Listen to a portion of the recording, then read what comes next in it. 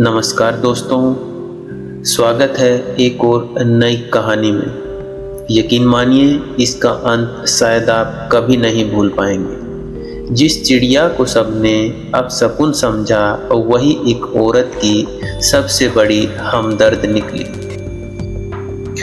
गांव के लोग उस छोटी सी चिड़िया को देखते ही अपने दरवाजे बंद कर लेते थे। कहते थे, जिस घर की छत पर वह बैठ जाए वहाँ दुख आने वाला होता है। लेकिन एक औरत थी जो हर सुबह उसी चिड़िया के लिए दाना रखती थी। लोग उसे पागल कहते थे। उन्हें क्या पता, एक दिन वही चिड़िया उसकी दुनिया बचाने वाली थी। उस औरत का नाम कमला था। वह गांव के किनारे एक छोटी सी झोंपड़ी में रहती थी। उसका कोई अपना नहीं था। पति वर्षों पहले दुनिया छोड़ चुका था, बच्चे भी नहीं थे। फिर भी उसके आंगन में हमेशा दाना और पानी रखा रहता, क्योंकि वह कहती थी, भूख इंसान की हो या चिड़िया की, दर्द एक जैसा होता है। हर सुबह तो वही छोटी सी भूरी चिड़िया आती, धीरे धीरे दाना चुगती, फिर कमला के कंधे पर बैठ जाती। दोनों कुछ देर चुप रहते, जैसे बिना बोले बातें कर रहे। गांव वाले दूर से देखते और उसका मजाक उड़ाते रहते। एक दिन लगातार 3 दिन तक चिड़िया नहीं आई। कमला बेचैन रहने लगी।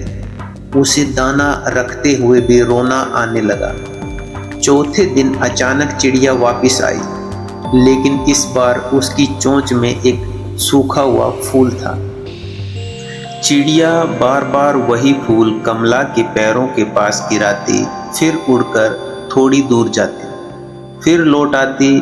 कमला समझ गई कि वह उसे कहीं बुला रही है। वह चुपचाप उसके पीछे चल पड़ी। गांव वालों ने फिर उसका मजाक उड़ाया।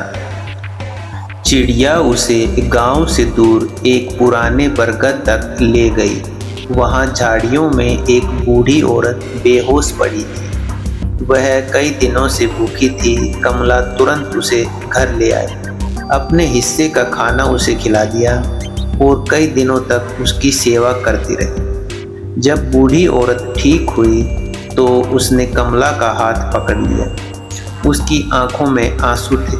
वह बोली, बेटी, मेरे अपने मुझे छोड़ गए, लेकिन तूने मुझे अपना लिया। कमला बस मुस्कुरा दी। उसने कोई जवाब नहीं दिया। अगली सुबह कमला दाना लेकर बाहर आई, लेकिन वह छोटी सी चिड़िया कहीं दिखाई नहीं दी। दिन बीत गए, महीने गुजर गए, वह फिर कभी नहीं लौटी। बस उसका एक छोटा सा पंख आंगन में पड़ा रह गया। उस दिन कमला ने पहली बार समझा, कुछ रिश्ते नाम से नहीं बनते, कुछ फरिश्ते इंसान बनकर नहीं आते, कभी वे एक चिड़िया बनकर भी आते हैं जो हमें किसी और का सहारा बनना सिखा जाते हैं। और शायद यही ईश्वर की सबसे सुंदर भाषा है।